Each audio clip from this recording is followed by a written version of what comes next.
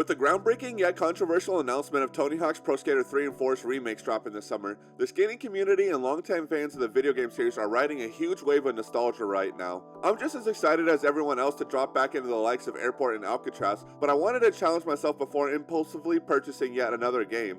To justify pre-ordering 3 and 4, I've set a challenge for myself to go back, replay, and beat every mainline Tony Hawk game in order, starting with the original 1999 Pro Skater and go all the way to the 2020 remake of Pro Skater 1 and 2. And to make things even more interesting, I've been live streaming it all live on my channel and completely embarrassing myself in front of the community. What's going on, everybody, and welcome back to Retro Revisit, the series where I take a look back at the games of the past and see how well they're holding up today. And today, we're starting our journey with the original Pro Skater series. Tony Hawk's Pro Skater is a legendary franchise that shaped skateboarding games forever. It revolutionized the genre with its fluid trick system, addictive combo-based gameplay, and creative level design, while still capturing the essence of skate culture through iconic soundtracks and real-world skaters. By blending arcade fun with authentic elements, it set the gold standard for extreme sports games and left a lasting impact on gaming as we know it. But how much did the series really evolve from Pro Skater on the PS1 to the expanded mechanics of Pro Skater 4 on the PS2? Well, I recently beat all 4 of these games back to back, and today we're breaking them down, comparing what worked, what didn't, and how each game built upon the last. I won't be reviewing or mentioning Pro Skater 5 in this review because it came decades after the original saga of games and was made by a different developer, and from what I've heard, it wasn't really well received. With that being said, I still will be playing this game down the road in the series and having a full review of its own. Starting all the way back with the original Tony Hawk's Pro Skater from 1999. This game was nothing short of revolutionary. It introduced tight arcade-style skating, satisfying trick combos, and a structure that kept you coming back for more. The level designs, while simplistic by today's standards, were packed with memorable locations that we grew to love and have ingrained in our brains, like school, downtown, and warehouse. I could honestly spend hours just skating around warehouse without ever touching another map, and I'd still be completely satisfied. It's my go-to warm-up spot every single time I play this game. While it may relatively be small compared to the other levels, something about its layout and the nostalgia of just growing up and playing it on the N64 makes it one of my all-time favorites. For me, Warehouse will always have a spot on my personal Mount Rushmore of Tony Hawk maps. It may not have the best flow or the most features, but it's easily one of the best introductory levels of any game series ever, offering a little bit of everything within inside the cool atmosphere it provides. And when looking at all 4 of the original Pro Skater games, I'd argue that Pro Skater 1 has the best overall selection of maps and locations. However, playing this game after experiencing the later entries really highlights how limited it was. There was no reverts, no spine transfers, no wall rides, and every goal had to be completed within a strict 2-minute timer. This focused on more of a strategic approach, requiring you to perfect runs rather than freely experiment. I have a love-hate relationship with these timers. On one hand, they provide a great way for you to encourage replayability and skill building, but on the other, sometimes 2 minutes just isn't enough, and coming up just short on a goal can be downright annoying and tedious.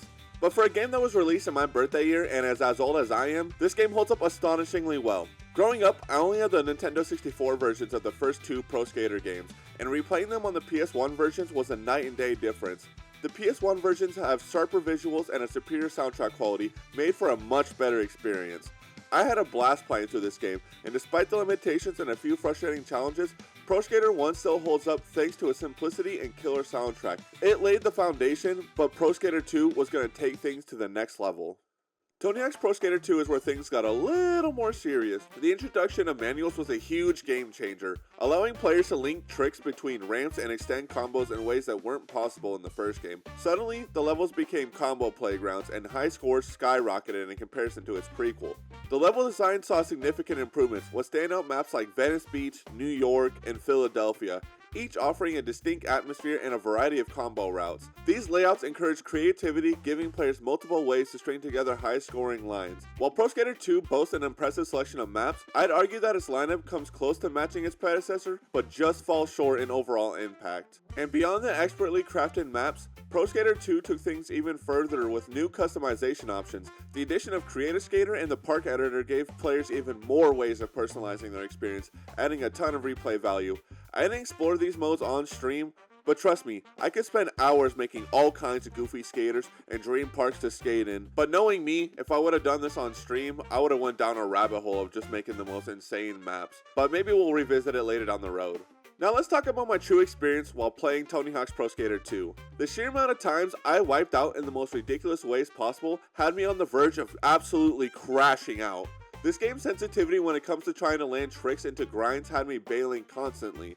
You think after hours of playing I'd have it down, but no, one slight miscalculation after another and I was eating the pavement like it was my 9 to 5 job. And then there was the challenges. On paper, some of them don't even look too bad. You know, get a certain score, collect some items, maybe hit a big gap, but the game's clunky limitations made them harder than they had any right to be. Whether it was an awkward air control, weird collision detection, or the occasional camera struggle, I found myself failing at things that should have been way easier. It was one of those games where success felt great, but failure had me questioning my life choices. If you caught any of my streams, you probably saw me raging at the screen more than once. But hey, that's part of the Tony Hawk experience, right? Despite my personal frustrations, there's a reason this game is still regarded as one of the best in the series. It nailed the balance between challenge and accessibility. If Pro Skater 1 was a strong foundation, Pro Skater 2 was the game that truly built the franchise into something more legendary. Even with my headaches, I'll still return to this game for decades to come.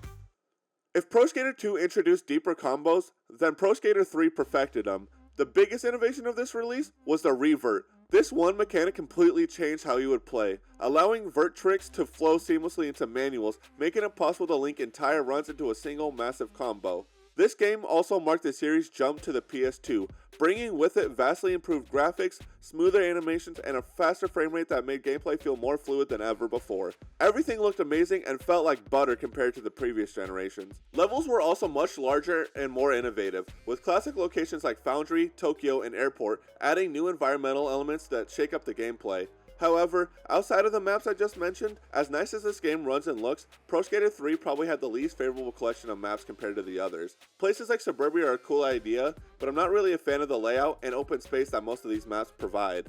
The soundtrack of Tony Hawk's Pro Skater 3 is one of its greatest strengths, continuing the series' tradition of blending punk rock, hip-hop, and alternative music to create a high-energy, rebellious atmosphere that perfectly complements the fast-paced gameplay. Standout tracks like Ace of Spades by Motorhead, 96 Quite Bitter Beans by CKY, and My Adidas by Run DMC each bring their own unique vibe, enhancing the intensity of every session. Compared to Pro Skater 1 and Pro Skater 2, the third game's soundtrack felt even more diverse. Whether you were grinding rails in the Foundry or launching massive vert combos in the airport, the music didn't just play in the background, it was the heartbeat of the game, making every run feel like a scene straight out of a skate video. Overall, Tony Hawk's Pro Skater 3 was a huge step up in the series and provided a ton of quality of life features to the game, from smoother mechanics to a more refined trick system. While the level selection may have not been universally beloved as its predecessors, the addition of the revert and improved gameplay physics made it the most mechanically satisfying entry yet, proving that the franchise wasn't just a trend and it was evolving into something even bigger. And last but certainly not least, we arrive at the true changing point of the series in Skating Gold, Tony Hawk Pro Skater 4. The biggest change in Pro Skater 4? No more 2-minute session timers. For the first time in the series, objectives were seamlessly integrated into the levels, allowing for longer, more complex challenges. This shift divided fans. Some loved the newfound freedom, while others missed its fast-paced structure of the older games. I personally loved this version of career mode. It allowed the ability to free skate and be more familiar with each map while choosing which order to do the missions in. My favorite part about the challenges in this game versus its predecessors is how much the missions leaned into more humorous and out there challenges. Whether you were trying to impress a group of bystanders or a bum with insane tricks, racing your skateboard on your back, or helping a zany NPC with a ridiculous task, Pro Skater 4 fully embraced the arcade-like fun that made the series special. This added variety kept the gameplay fresh and entertaining. Combined with refined mechanics, bigger levels, and a killer soundtrack, Pro Skater 4 wasn't just an evolution, it was the moment that the series truly hit its peak. And besides Pro Skater 1, the level design in Pro Skater 4 was arguably some of the best in the series too, offering a perfect blend of creativity, challenge, and exploration. Iconic locations like the College, Alcatraz, and Carnival stand out with their intricate layouts, each packed with diverse and engaging objectives. Whether chaining massive combos across an entire stage or tackling story-driven challenges from the NPCs, the game encourages both skillful play and experimentation in a way that feels fresh and rewarding. While some players remain loyal to the classic timer-based formula of the earlier entries, there's no denying that Pro Skater 4 delivered the most fleshed-out experience yet. By giving players greater freedom in how they approach objectives, the game introduced a bold new structure that allowed deeper engagement.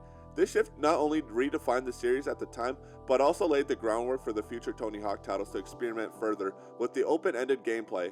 Without this game, we would never be able to experience or see what became of Underground, Thug 2, or American Wasteland. So if you had to ask me which Tony Hawk's Pro Skater game is the best, that would really depend on what you're looking for. Pro Skater 1 and 2 cater to the more arcade-style fast-paced action, while Pro Skater 3 and 4 introduce deeper mechanics that emphasize high-level combo masteries. If I had to pick a personal favorite, it would have to be Pro Skater 4. The removal of the 2-minute timer, larger levels, and the freedom to tackle objectives at your own pace made it the most enjoyable experience for me. It felt like the perfect blend of what made the series great: tight mechanics, creative challenges, and that classic Tony Hawk arcade fun, but with added depth that kept me coming back for more.